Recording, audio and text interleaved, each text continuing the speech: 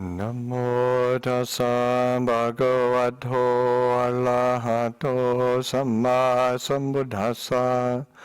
Namo tassa bhagavato arahato samma sambuddhassa. Namo tassa bhagavato arahato samma sambuddhassa. Buddhang Dhammang Sanghang Namasami.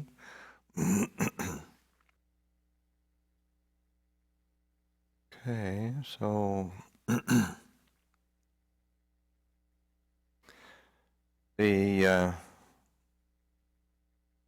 course, the theme of the Buddha's first teaching is still very fresh in my mind, and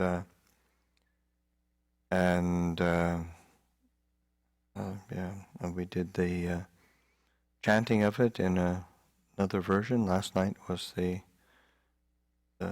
Pali version of the, or not version, the sutta, and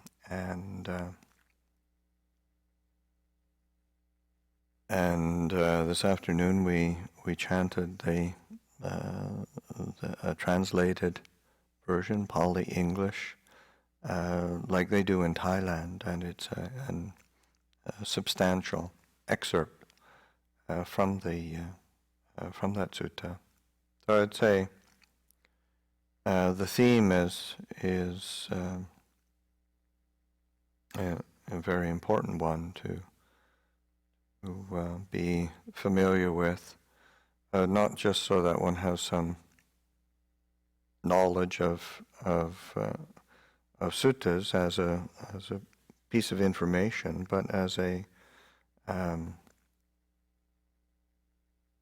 tool for practicing and reflecting, investigating on one's practice. This theme of the Four Noble Truths is one that you can't go wrong. Well, actually you can. Of course you can go wrong. You can go wrong doing anything. You can pick it up just completely backwards and create all sorts of suffering for yourself. But that's not why I'm emphasizing it. Learning how to pick up these teachings rightly, skillfully, and being able to apply them so that they're helpful for one's growth and maturity in the practice. That reflecting on dukkha as a theme, and it's such an important aspect of our experience to be attending to, just not letting just slip past or distract oneself from it, or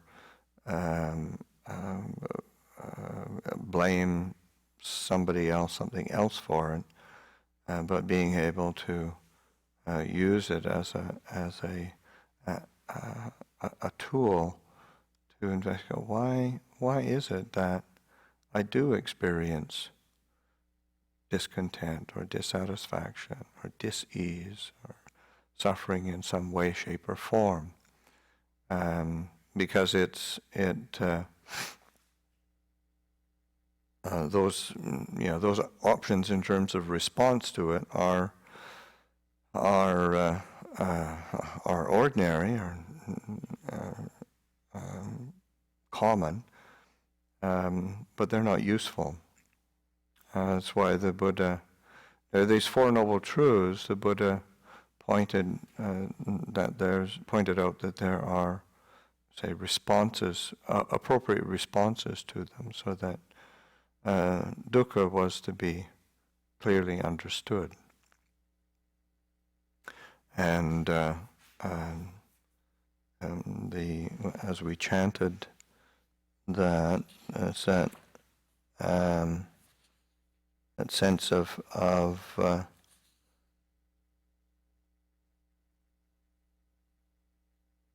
relinquishing, which is to completely understand it, and that requires a willingness to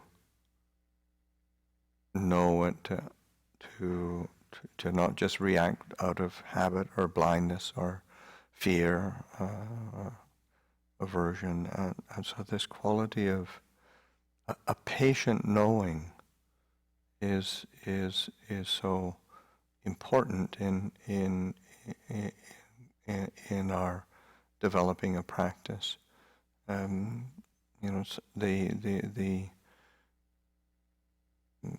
can remember so often as students of Ajahn Chah, all of us at various times going to him and asking questions and wanting tools and wanting answers and wanting clear guidance, and so often he'd keep reminding us or learn how to be patient, and it was so frustrating because who wants to be patient with dukkha? Who wants to be patient with discomfort and dis-ease? And one is also because we tend to, our own understanding of patience is that it, basically it's just sort of putting up with something unpleasant and so until it's over, as opposed to being present with something so that one completely understands it. That's a different way to hold it, and of course that's what the teachings are pointing us towards, is learning how to be present with awareness and clarity, so that we're able to completely understand it. That's the appropriate response to dukkha. This is this cultivation of our mindfulness and awareness and reflective discernment is based on that that tool, or that need to completely understand what we're experiencing. This cultivation of our awareness and this quality of knowing is so essential. And in terms of say like dukkha, it's dukkha has many translations, but you think of it as saying suffering, dis-ease, discontent, dissatisfaction, but it's just what is ordinary. It's like when the Buddha describes what is dukkha, what is this dukkha, and it's just really ordinary. Birth is dukkha, aging is dukkha, illness is dukkha, death is dukkha, separation from what one likes is dukkha, association with what one dislikes is dukkha, not getting what one wants is dukkha. Those are all ordinary experiences, and they're what we all experience. And whether you're male or female, young or old, in a monastery, not in a monastery, wherever, whatever race, nationality one is, dukkha is ordinary. And so that, but it's and the Buddha using this as a means of giving us an insight, or a tool for insight into what our habits of mind are, and Ajahn Jeff does a nice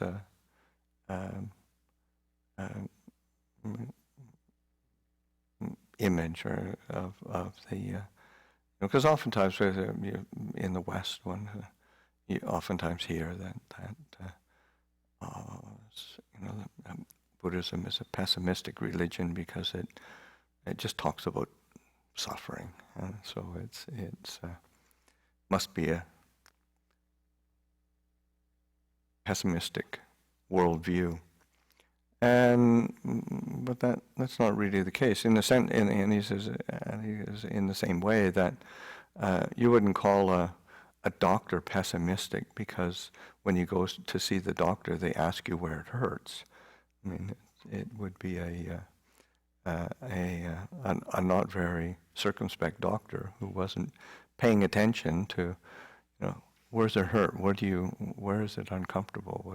What symptoms are you experiencing? And so in the same way with the Buddha is using this as a window into our experience so that we can understand more clearly. And of course we're way more motivated to deal with our discomfort than we are when we're comfortable, at ease, happy. And it's hard to rouse oneself out of that good feeling. But when you're feeling uncomfortable, there's a real motivation. And then you start seeing actually how pervasive this experience of dukkha actually is. It doesn't have to be. You don't have to be miserable to be experiencing dukkha. Just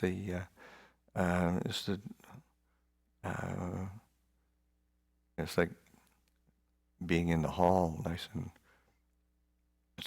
cool, and you just walk out the door and you're hit by this wall of heat. It's dukkha. Not that comfortable. And just being in a sensitive form that experiences those discomforts of heat and cold, or hunger and or being tired. All of those things, they're really ordinary, but they're part of the experience of the human condition. And learning how to navigate that and say neither be intimidated nor obsessed or neurotic about it. Just learning how to be wise and discerning, so that in the same way that how we experience the world physically, we experience it emotionally as well, in the sense that we experience either the reactions that we have to praise and blame, or success and failure, or gain and loss. Those are all, say, on a ordinary level, we're experiencing that all the time. But then, emotionally, there's always a reaction and a movement in the mind. It's not so that sense of going up and down because of changing conditions. There's an experience of instability, uncertainty, this feeling of lack of consistency, and it's ordinary, but it's also dukkha.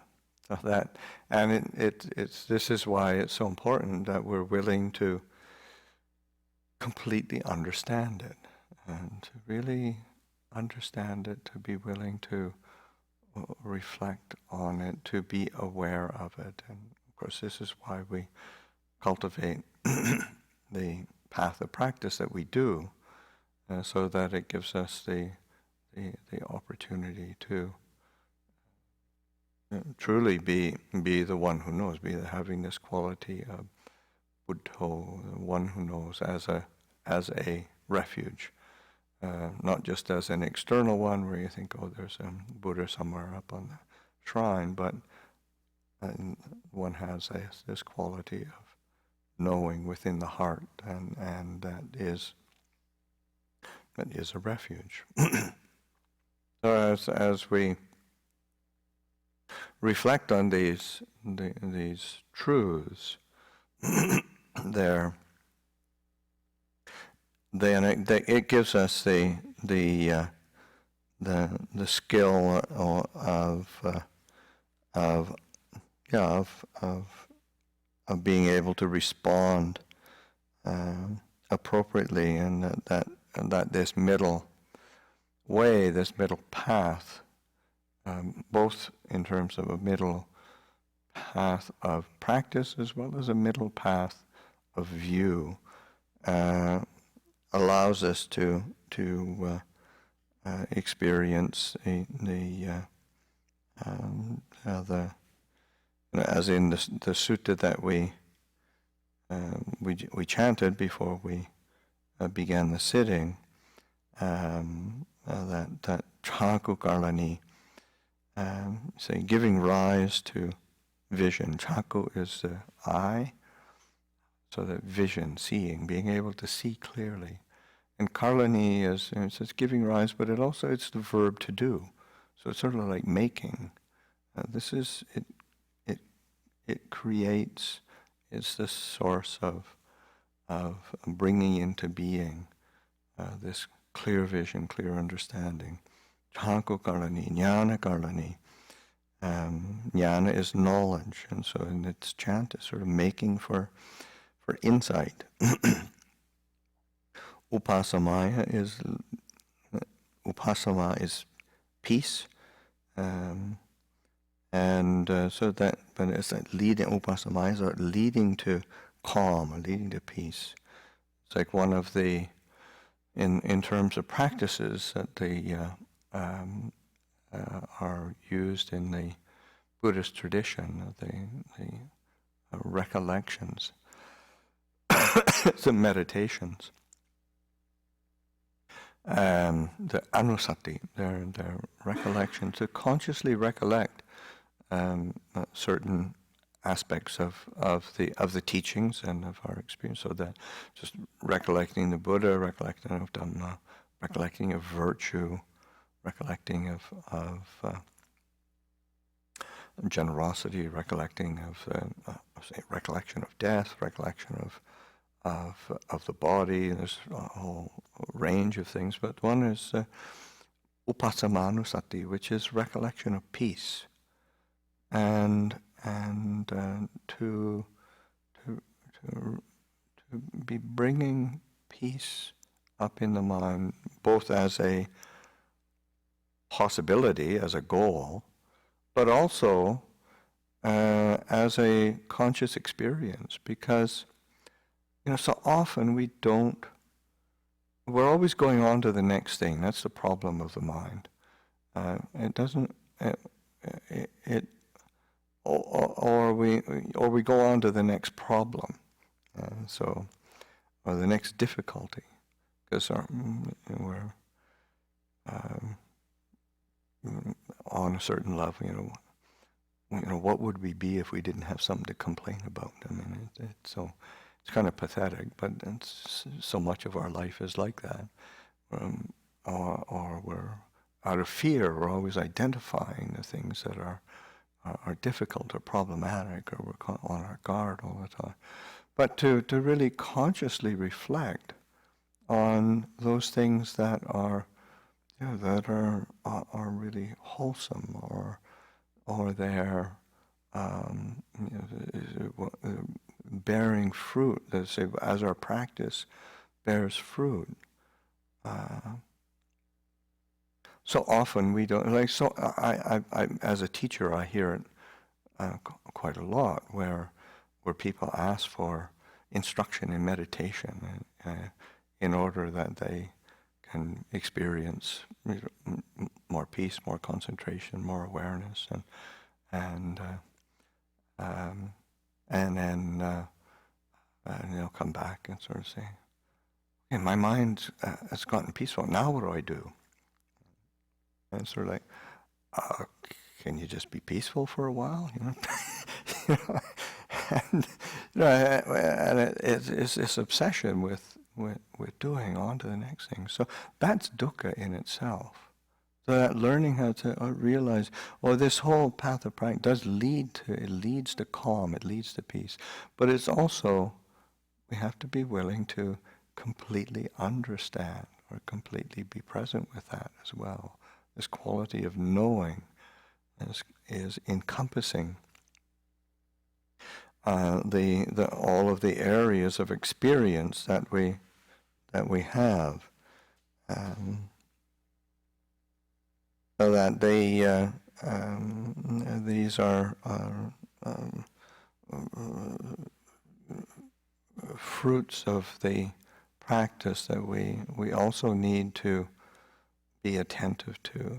Abhinyaya, to heighten knowing, sambodhaya, awakening, nibbānaya, samvati, and leading to nibbana. That's what this path is for. And on a certain level, it's quite straightforward and simple, but the habit of the mind to complicate and make things more difficult is kind of endemic in our mind, and so that the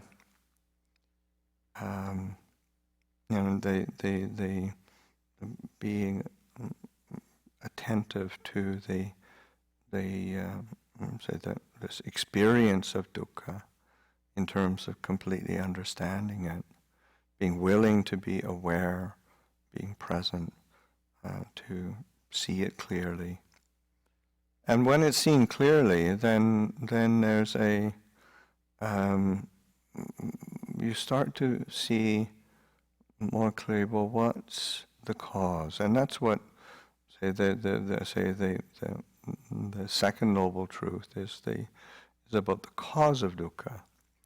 And sometimes it does require a certain analysis and an intellectual assessment. But I think more often, what is required, again, is this patient knowing, a willingness to be present, a willingness to be the one who knows,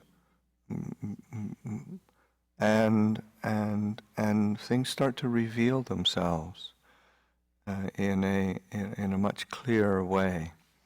And we have to incline the mind to what are the causes of dukkha? What are those habits that are obstructed? What are the habits that are problematic? But it doesn't.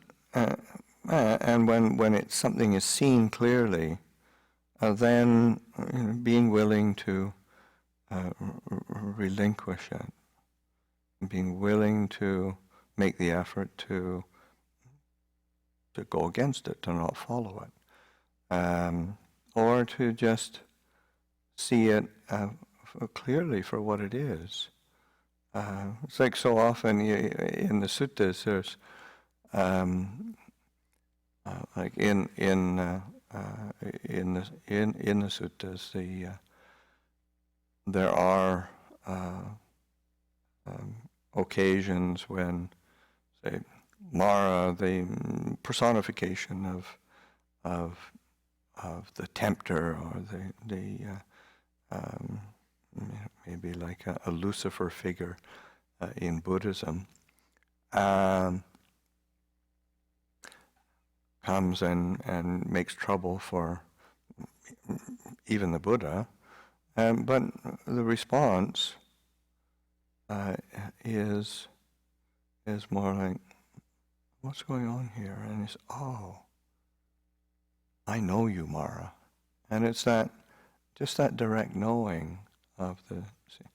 And of course, then Mara slinks off with his tail between his legs because he can't do anything. He's known. And that's the... and there's stories of similarly monks and nuns, but that responding in the same way, and that's I think a really, either one takes it literally, which is hard for most of us, but figuratively, it's a really important way to respond to those tendencies of, say, habits of desire, attachment, fear, aversion, ill will. Say, I know you, Mara, because that's what's taking one to dukkha. And that's where it's released and relinquished and let go of. And it ceases to have a hold on the mind as long as we're willing to release and relinquish. So this is where, say, Ajahn Chah, in terms of, because he was such a master at being able to express things really simply, and say, where he's saying, there's only two things you really need to do in Buddhist practice to realize the fruits of practice. Is just know and let go. And on an intellectual level, that's really easy. But then, of course, there's a few obstacles to knowing really clearly, and there's a few obstacles to really letting go. But coming back to that, constantly coming back to that simplicity of, how do I know this clearly? How do I be aware? How do I be present? How do I establish this clear understanding? And then, in the same way, how do I relinquish? How do I let go? And not let go in the sense of dismissing with aversion or running away from it out of fear. But how do I release it in the sense of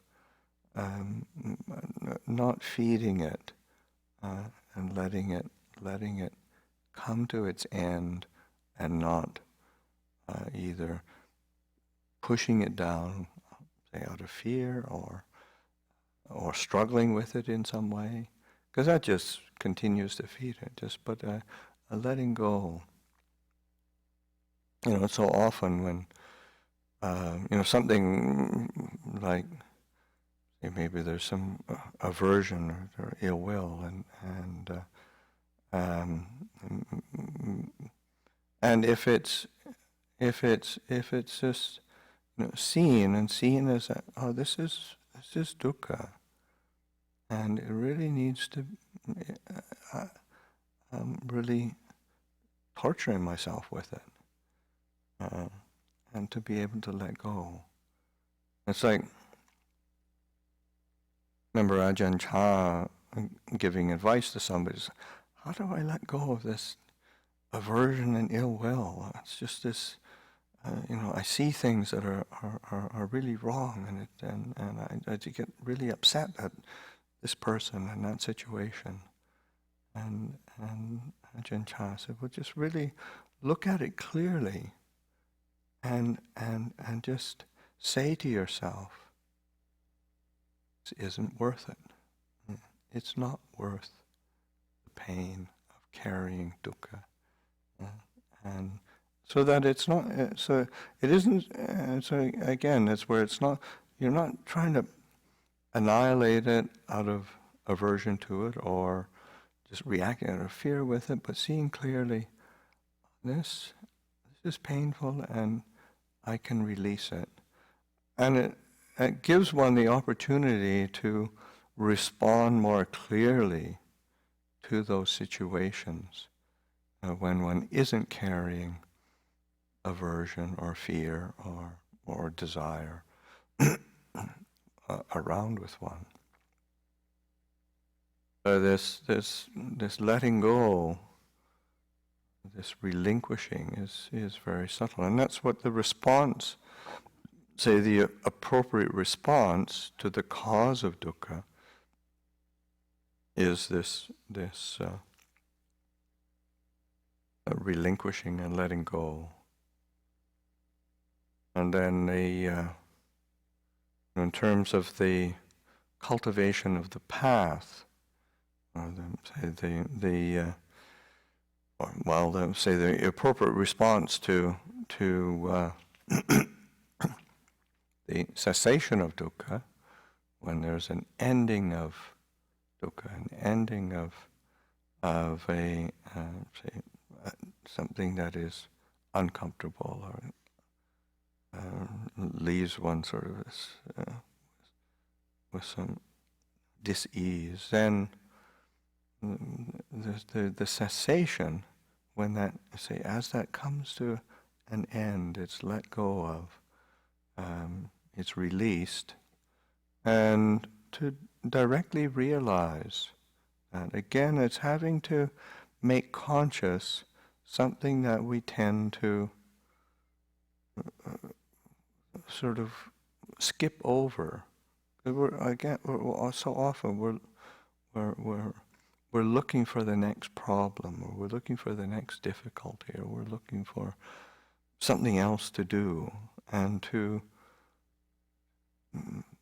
really hone in on that experience of that cessation of dukkha, that feeling of peace, or that feeling of of clarity, and then directly realizing it. The causal condition for, say, the arising of cessation of dukkha, the path, that's to be cultivated, that's to be developed. And the different causal processes, we sometimes, like in last night's talk, I was talking about how causes and conditions.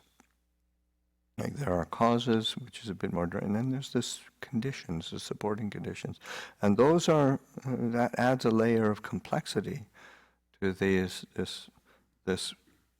causal and conditional process that we oftentimes don't recognize or don't see clearly. And I gave the example of when so many cats were eliminated in medieval Europe, that it was a cause and condition for the plague to come back, or to come and to proliferate. And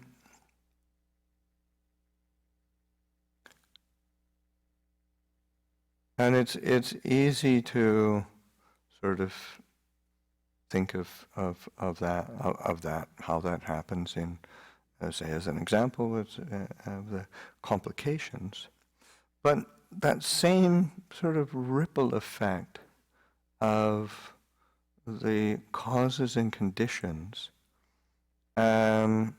is experienced in the other way, and that when we cultivate the path, it's setting causes and conditions in motion for real goodness and peace and well-being to arise in ways that we really never see it, hard to conceive of, hard to imagine even sometimes, the effects of our practice, both for ourselves and for others. And so to be willing to pick up the path where it makes sense, pick up the path where it's accessible to one. So because sometimes we think of it as okay, I've got to cultivate the Eightfold Path. The first one is right view. Okay, well, I've got to get my right view down, and then I can go on to right intention, and sort of it ends up, we start conceive of it as a linear thing, but it's all functioning together. It's all working together, and it's creating a web of causes and conditions that bring us to an experience of peace and clarity and release. So that this path of awakening, some of the things, might make complete sense, and we can see very clearly how that is playing itself out. But others are, there's unexpected benefits or unexpected results that, in a very wholesome way, that we could never have thought of, and so that this being willing to put in these causes and conditions in the path, bringing this path into being. The word that in the sutta itself, the word that the Buddha uses is bhavettabhanti, and it's the same root that is often used for, say, meditation, bhavana, same root, and the in this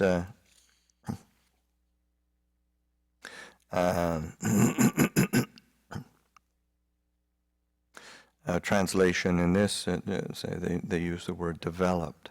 We need to develop the factors of the path, and but literally it means to bring into being. So it says, and that bring those into being, all these different factors of the path of right view, right intention, right speech, right action, right livelihood, right effort, right mindfulness, right concentration, and those are kind of tags or whatever for other wholesome, skillful qualities that we can be implementing and bringing into being, and they set this wheel rolling of truth, and it's like getting just getting on the bus and going along with this, letting that wheel of Dhamma, getting that rolling, and following the path, bringing this path into being, and it takes one to places one might not have conceived of, but it's on a certain level, it's this kind of the magic of the Buddha's teaching and the path that he laid out for us. So I'll offer that for reflection this afternoon.